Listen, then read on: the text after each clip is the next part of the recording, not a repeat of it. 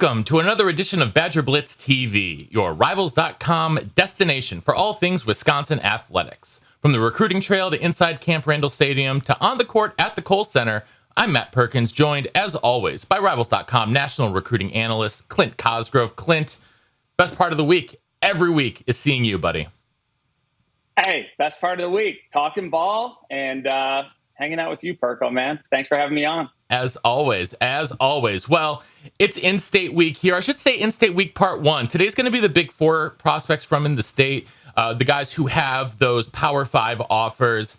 And so let's get right into it, Clint. We're going to start with Rivals 250 offensive lineman Derek Jensen. 6'6", 290 listed at out of Arrowhead, one of the traditional powers in state in Wisconsin. Four-star tackle, ranked 236 nationally, listing 9 offers right now. Probably the first guy in the state who was starting to really get noticed as a freshman. Where do you see him in the future? I think he's a guard at the next level. I'm curious to what you think and sort of how you project him. Yeah, so he's got that prototypical tackle frame that is hard to find.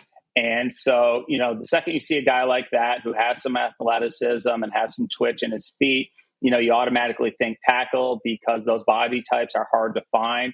The guys who do have the twitched up feet and that type of size. Athletically and the way he plays, I do agree with you. His highest upside might come in as an interior guy playing guard. Some of the things that you really like about him is he, and I started with foot speed, but he gets moving. He gets out of his stance. He snaps up. The one thing that he really needs to work on is he plays high and he can bend at the waist sometimes. Now, what you also see is when he gets in his stance, his, the playing high and the bending at the waist, to me, it's more of a habit that needs to be broken than it is from lack of ability. You do see him bend.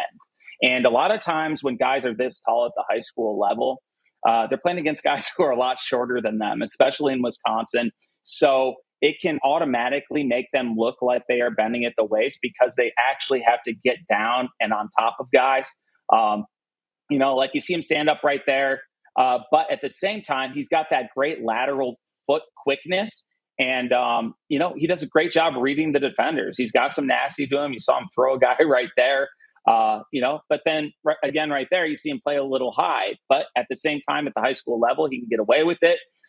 Same thing here. Now, I love how quick he gets out of his stance and gets around the corner on that pole. But at the same time, and he was going up against a guy way shorter than him, you'd like him to get lower, explode through contact, and maybe not go 1-for-1. Instead, like he was able to wash out the whole side on that last play. When a guy doesn't go 1-for-1, he can take out one and continue to move to the next level. That's a trait you're looking for in offensive linemen. I just really like it. A guy at his size to have his speed, his twitch, and, really get into people and show a little bit of nasty. I would say those are his biggest traits right now. Biggest things he needs to work on is obviously bend and, just the overall body control, because when you do play that high, you can get away with it when you're as talented and big as he is at that level. At the college level, it'll slow you down. It slows you down. That lateral movement won't be as fast. He'll struggle with speed to power against big time defensive ends in those cases. But the thing I like the most about him is his upside, his natural ability, and his size. You can't teach that. And, going to continue to evaluate him. But, I think he's got a chance to be pretty good. All right. Well, another guy, another lineman, obviously in-state Wisconsin, known for its lineman, is Donovan Harbour. Big kid out of, the Milwaukee City League. He plays for Catholic Memorial, 6'5", 305, big body kid. Looking at him from my perspective, he is a kid who just has the physical tools, and he can just dominate with that at the high school level. His technique, when you look at him, is not super refined, but he just has so much innate strength, especially against the kids that he's going against. Sometimes it can be really tough to determine just how good he is and how high his upside is, because you can tell me that, he's a 3-year starter, and I'd be like, yeah, I believe that. Or you could tell me he washes out, and unfortunately, I might believe that too. It's really tough for me to tell, especially just going up against the City League, which is sort of really hit or miss in terms of competition. Yeah, so when you turn on the film on, Donovan, it is very impressive. This is a big, thick body who is extremely athletic. He plays hard, gets after people. He gets into people. You see the nasty there. He finishes the blocks. The kid's already on the ground, but he wants to punish them. You see him work there. Cuts off the one defender, works to the second level. He's great at blocking in space. I really love his run blocking ability. Pass blocking, I'm not sure where he is at right now. That is going to be the thing that he's going to have to develop the most. I think he does have some position versatility. He plays tackle in high school, obviously. But the thing you like, especially when you look at that right there, besides him wanting to absolutely kill the guy, is he doesn't stand straight up all the time. You see him do that side step, work to the second level. He's got great feet. He's extremely athletic. There's not a lot of guys who can do that with his size at the high school level. So no matter the level of competition, to be able to move like that, both laterally, to get out of his stance, the twitch, the nasty, he's a Wisconsin style lineman. You see why he's got all the offers that he does. What I want to continue seeing out of him is I want to continue seeing him come to our camps and compete against the top level competition. And like you said, he is very raw right now. But you see that right there. I mean, the twitch, the flipping of the hips, gets around, gets his hands on the guy, gets him to the ground. He just flashes levels of greatness that if he can be consistent and, he stays connected there, works to the next level. So, you do see that he's getting coached up. It's just he's raw. He's relatively young. We forget that these kids are sophomores in high school. But a lot to like about Donovan, and you can definitely see why he's blowing up. And I think he'll continue to, especially if he continues to develop. If this guy becomes as good as he has the ability to be, he also has a chance to be a very special player. Absolutely. But I think my favorite player in the state of Wisconsin is his teammate, and that's the running back, Corey Smith. Dude, this kid is a stud. Like, this kid is an absolute stud. He's only got he's got, how many offers does he have? He has 13 offers right now. Dude, I mean, to me, he's like an offer and immediate take no matter what, because I think he's special in space. I think he's special, especially before he comes into contact, and he can do it all. I mean, Clint, like, tell me why I'm either right or I'm wrong about how much I love Corey Smith as a prospect. I think you're absolutely right on how much you love him. The hard thing with running backs is there's a lot of them out there. There's a lot of talented guys in the South, the Southeast, the West Coast. And, when it comes to rankings and you'll look, we'll have years and, that don't have a 5-star running back. And it comes down to position value in the NFL. But I mean, you look at the very first play there, the dude is rolling. I mean, look at his leg turnover. And then for a guy to have that type of straight line speed, and you see that lateral cut right there, that could have been a TFL. He makes a guy miss. And then, usually when you have to make a guy miss in the backfield, you see it again right there. That gives time for the second level defenders to at least get in place where, they're going to be able to wrangle him up and get in front of him. And his speed and his explosiveness is just so great. He just splits it all right down the middle. And look at the angles that these guys have on him. And I'd argue that he's faster in football pads than he is out of them.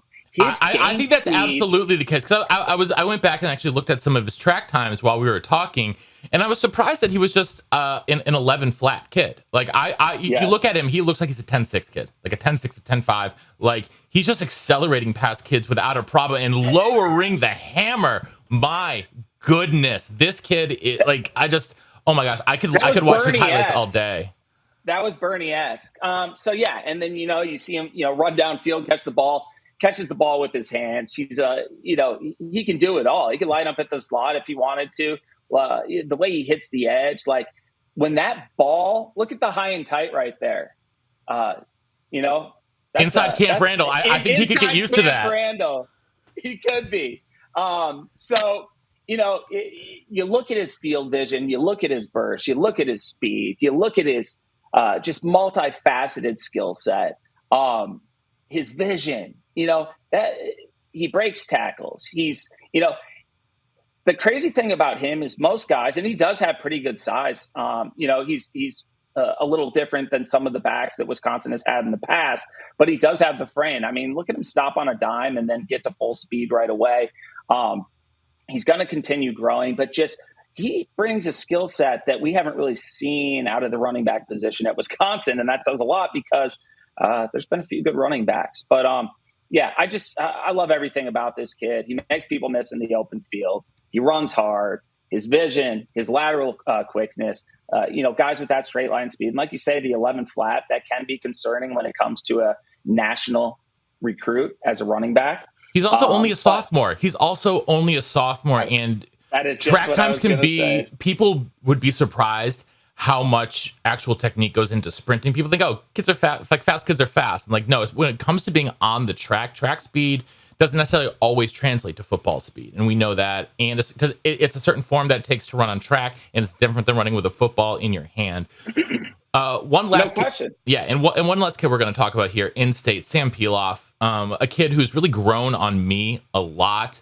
I was really bored on Tuesday night. And so, I just got back from a trip. My wife was in bed, and I was like, okay, I know we're going to talk about some of these in-state kids today. I know the first three guys like pretty well. I don't know Sam Pilof so well. So I went through his huddle, and I went game by game. That's how bored I was. I went game by game for his highlights.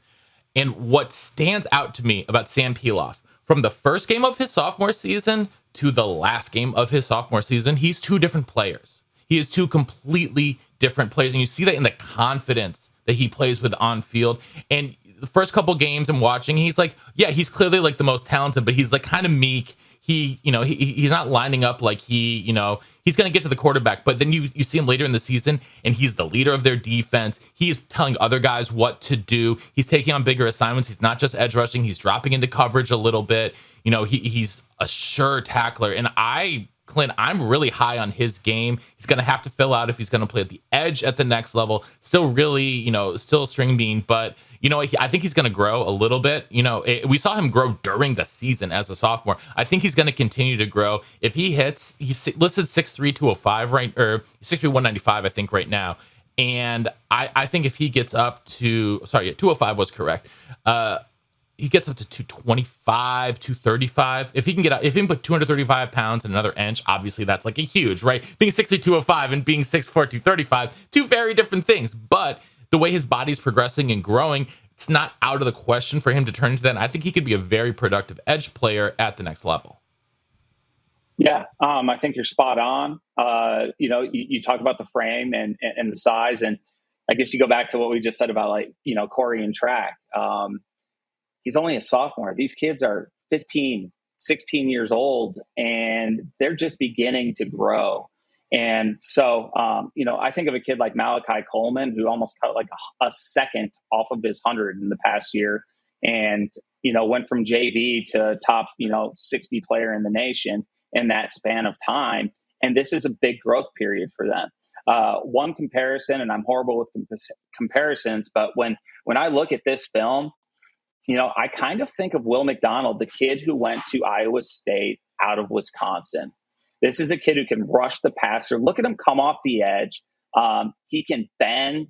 My original worries about him were obviously size. How big is he going to get? And then can he play in space? Can he play coverage? Is he just going to be a guy who can rush the passer? Or is he going to guy who's going to, be able to play, the curl and the flat and then also rush the passer and be that true kind of rush end who can drop into coverage? But I mean, you look at the overall athleticism, you look at the motor. I mean, the motor stands out. You cannot teach that. And the bend off the edge when he is rushing the passer, he's got a chance to be special. These teams that have offered him, have seen him in person. I mean, look at him stick right there. He explodes through contact. He bends. He has the want to. He's got the ability. It's just going to come down to how big does he get. And you can see right here, on this clip, like he looks bigger than he did in earlier clips. And I don't know if it's a later game in the season, but he does got some, thicker lowers to him. I love the way he celebrates with confidence after he goes and just destroys the quarterback. Well, that's what I'm talking about, Clinton. I actually recut these clips together for this purpose because I wanted to kind of show that progression. The first couple clips early in the season, trying to get through to some of these later in the season clips, and you see him, and he's just like it's all, like I said, it's a different player out there. Yeah, and I mean he's playing with technique towards there. Like, look at that, the block destruction. He stayed lateral, moved lateral, stayed connected, got rid of the blocker, shed the blocker, sees the ball carrier, and he did it all with his eyes, in the backfield, aware of what's going on around him instead of burying his head, trying to get rid of a defender. So, like, you see his progression as far as, technique, the way he's been coached. You look at the motor, you look at the bend off the edge. There's just so much to like about him. This kid fills out. He can be an absolute beast. And do you remember Will McDonald coming out of high school by any chance? Yeah, I do. Yeah. What was he? 2019, 2018, something like that. Yeah, so he's got a chance to be a first, second round draft pick this year. He's preseason All-American, and he decided to stay, I think, for his fourth year. Okay, and so they have a similar skill set, and to see just his ability early on, he's going to have the ability. He's got the motor. He's got the intangibles on the field.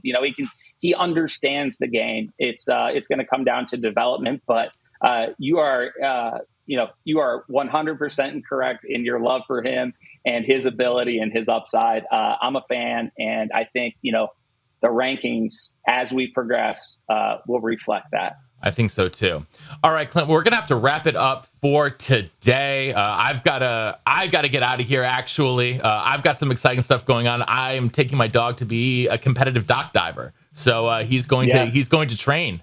So we got to get out there and get on the lake. So thank you, as always, for breaking this down with me, Clint. We'll look at some more under the radar Wisconsin in-state kids next week, as well as your other questions. So keep them coming in the Badgers Den. You can catch Clint online at @rivals_Clint on all the social media networks. Make sure to subscribe to Badger Blitz's YouTube page. Leave us a like. Make sure you're on BadgerBlitz.com every single day, multiple times a day, every hour, to keep up with the latest news on everything Wisconsin athletics, reports from Camp John McNamara, keeping the content churning. Until next time, at Matt Perkins, and we will see you in the den. See you in the den.